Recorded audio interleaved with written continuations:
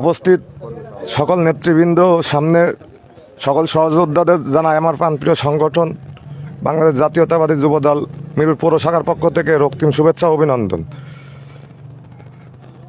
আমরা এখানে যুবদলের নতুন কমিটির জন্য সিনিয়র নেতৃবৃন্দ উপস্থিত হয়েছেন এবং কমিটি কি প্রকাশ হয়েছে? যারা আসবে তাদের কাছে আশা করি তারা দলকে আরও সুসংগঠিত করবে এবং সামনের দিকে এগিয়ে নিয়ে যাবে। আমাদের মধ্যে কোনো ভেদাভেদ নাই, আমরা সবাই শহীদ প্রেসিডেন্ট জিয়াউর রহমানের আদর্শ নিয়ে দল করতে এসেছি। এখানে কোনো গ্রুপিং বা ভেদাভেদের কোনো সুযোগ নাই। সবাই দলকে এগিয়ে নিয়ে যেতে যা যা করণীয়, যেটুকু প্রয়োজন, সবাই কাঁধে কাঁধ রেখে একে অপরের পাশে থেকে এগিয়ে যেতে হবে। আর আমাদের